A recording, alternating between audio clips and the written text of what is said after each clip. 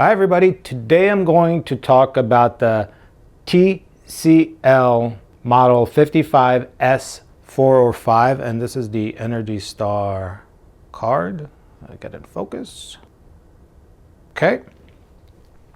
Now I decided to replace my older TV, which is probably 9 years old, and get a 4K display, just because I use it as a computer display when I'm in my living room, and also I wanted to get the 4K experience plus HDR plus better blacks, and Amazon had a great deal on this TV and I decided to get it. Unfortunately, while it had great reviews on Amazon, I'm really surprised that I didn't catch all the minuses by reading the reviews, but there's some real disadvantages of getting this TV.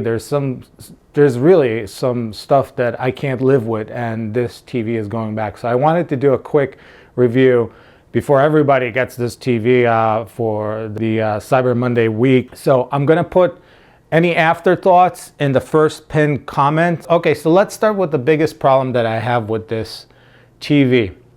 It has a horrible viewing angle. This is a real deal breaker for me because, for example, take a look over here. I have my spinning bike and I'd like to watch TV while spinning.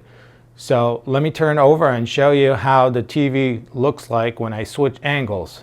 All right, so this is how it looks like face on, and I gotta tell you, face on, it really looks nice, but as soon as you kind of go to the side, it gets really washed. I'm not sure it shows up. I'm looking here at the monitor for the video camera, and I'm not sure that you could tell that there's a serious brightness shift. It's like a white haze over the screen.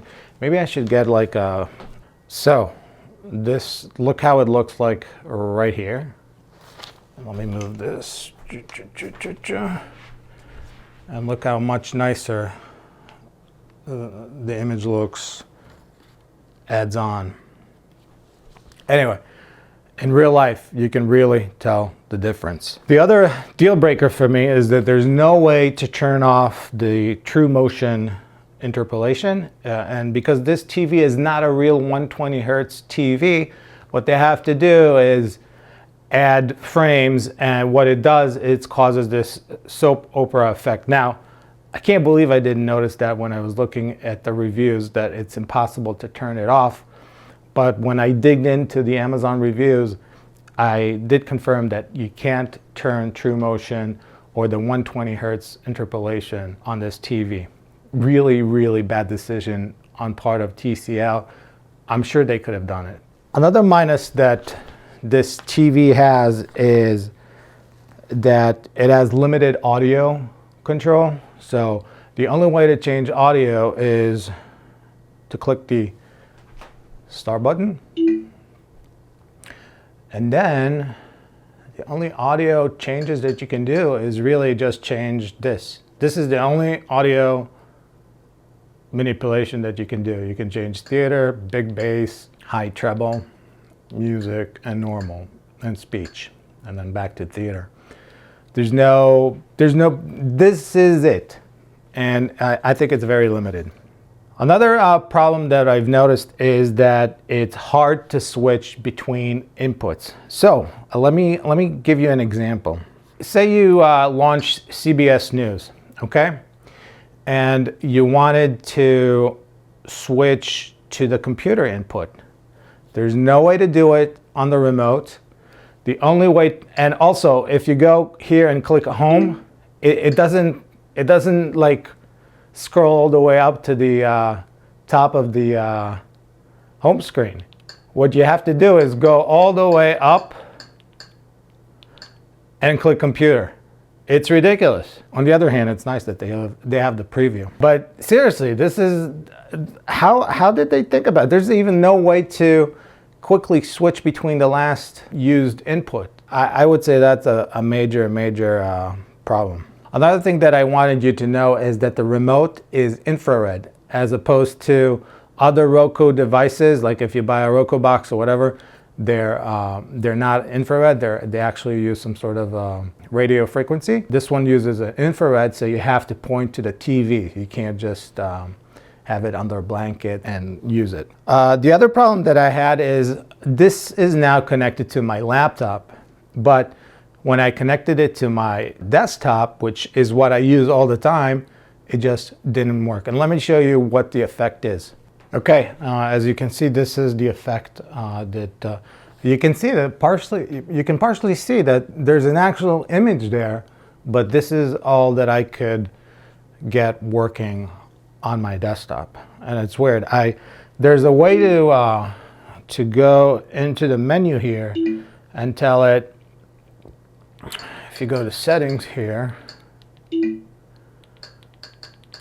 TV inputs, you can change the HDMI mode from HDMI 1.4 to 2.0 and to auto.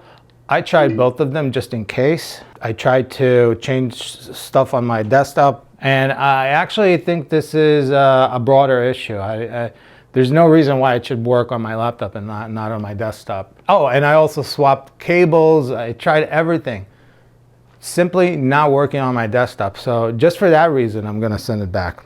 One more minus, when you switch to Netflix, also, I'm not sure if you can tell, but there is some uniformity issues here. You can tell that this area here is just a teeny tiny brighter. So Jim. Yes. Then like for example, Come on. You can tell that this area here is brighter. Jeez, how do you stop these things? Anyway, hopefully you can tell that that area on the sides. Let me lower the volume. That would do it. Hopefully you can tell that there's an area here is just a little brighter. I wonder where they positioned the backlighting, because you can definitely tell that this bottom part is a little tad brighter than the rest of the image. Another thing that is kind of a minus is that you can't tell what the status of the stream is while playing it. So for example, if you take a look at my LG video, you can show statistics on what's actually playing, if it's in 720p, if it's in 1080p, 4K, etc.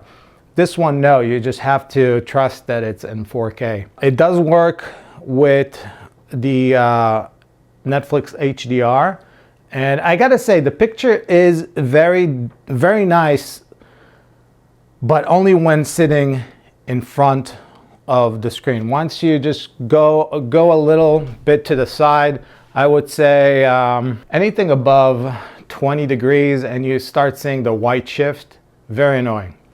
Yeah, let me quickly check to see if we can add to this TV a wireless remote. Just a second. So I have one of these remotes with a dongle, and I can use it on my LG TV. Let's see if it works on this one. And no, it doesn't work. Last item that I wanted to share with you is how the TV looks from behind and what kind of inputs it has. It's kind of limited actually. So let's get to it and watch the image as I go to the side. Okay. So on the back, we have the reset button, the audio out in a 3.5mm form, cable input, a USB input for storage, HDMI 1 that is capable of ARC, which means I believe controlling other devices, another HDMI input 3 HDMI, optical output, Ethernet, and regular actually composite video and stereo input with these banana jacks. That's actually surprising. They don't have the component. This is how it looks in the back.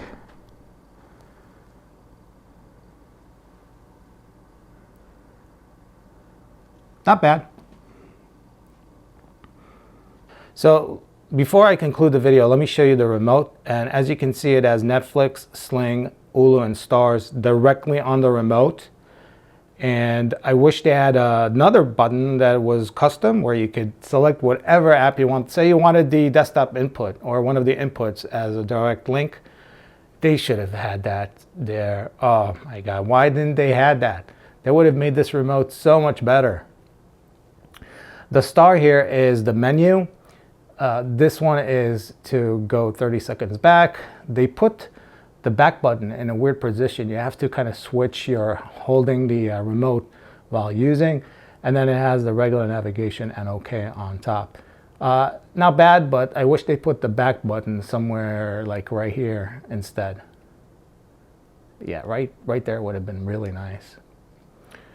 This unlike other Roku remotes, doesn't have 3.5mm because this is an infrared remote. All right, people, please put in your comments. Also, if you found this video useful, please thumb up. I really appreciate it. Also, if you do decide to buy this TV, please use one of the provided affiliate links to Amazon. I would really appreciate that. That really helps me keep up the channel. Hope you have a wonderful holiday season. Thanks for watching. Till next time. Bye.